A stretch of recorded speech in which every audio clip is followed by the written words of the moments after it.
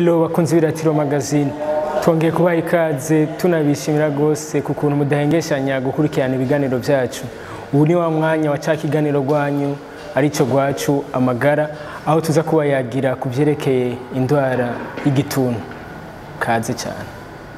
Indwara y'igituntu ni indwara ishobora kwandura itewe hanini n'agakoko bakteri ikifatira cyane amahaha. Ku gakoko kitwa Mycobacterium tuberculosis canke bacille de Koch. Bakteri itera igituntu ikwiragira iyo uwanduye yakoroye canke yasamuye atikingiye. Iyo ibimenyetso by'indwara nyezina bihari, haba harimo inkorora ishobora kuba irimo n'amaraso, ukugabanuka ibiro, ivyuya vya nijoro hamwe n'ubushuhe bw'umubiri.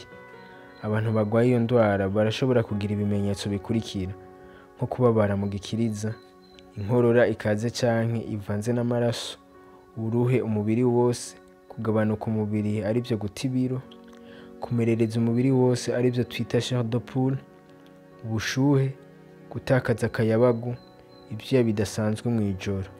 Ibindi bimenyetso bishobora kuba ari kubura impwemu zo guhema canke guhema bigoranye, umuntu ahirira. Umuti ushingiye ku gufata imiti ya antibiotique. Kuvura si ngombwa buri gihe mu gihe habuze ibimenyetso. Ku rundi ruhande, abagwayi bafise ibimenyetso bifatika berekana bakenera no gufata imiti y'igihe kirekire. Imiti ya antibiotique igamije guhagarika ubukure canke gukwiragira k'udukoko twa bakteri mu mubiri. Ubundi ho iyo miti nyene iranica udukoko twa bakteri. Ikwiragira rica mu bitonyanga vyo mu kirere iyo umugwayi akororeye canke yasamuriye ku wundi atagwaye. Muri rusangi, igitigiri c'abantu bangana na miliyoni 1.8 barahitanwa n'igituntu ku mwaka. Muri bo 208,000 baba bafise indwara ya sida. Igituntu ni imwe mu ndwara 10 zihitana abantu benshi ku isi.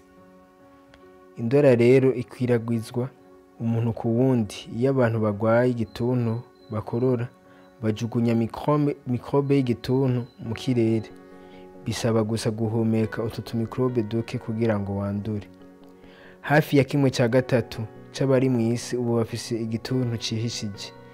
Bisigura ko abantu banduye bakteri y'igituntu ariko bakaba batarandura indwara vya nyavyo, gutyo rero ntibashobora kwanduza.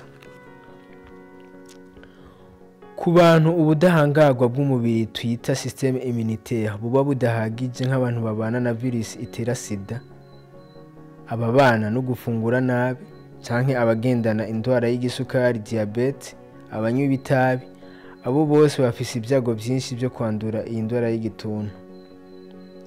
Abantu bagwaye igituntu barashobora kwanduza abandi bantu 10 kugeza kuri 15 bafitaniye isano rya hafi mu mwaka. Hatabayeho kuvugwa neza, abagera kuri 2/3 by'abantu bagwaye igituntu barapfa. Ariko kuva mu mwaka w'2000 biharugwa ko miliyoni 49 z'abantu zashoboye kurokogwa bivuye ku kwisuzumisha no kuvugwa neza. Ivugwa ry'indwara rirasaba gufata imiti amezi 6 kandi umugwayi agakurikiranwa n'umuganga yabinonosoye bihagije. Igitigiri kinini c'abagwayi barakira mu gihe bafashe neza imiti ku kiringo bahanuwe na muganga.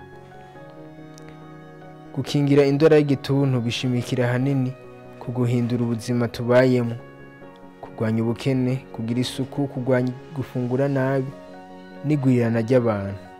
Ibintu bito bito birashobora gufasha kwikingira igituntu nko gukaraba neza iminwe kenshi gashoboka. Mwakoze mwese mwashoboye gukurikirana kino kiganiro. Tongera tubasaba kubandanya mugira partage na subscribe kugira iki kiganiro gishikire benshi bashoboka. Murakoze.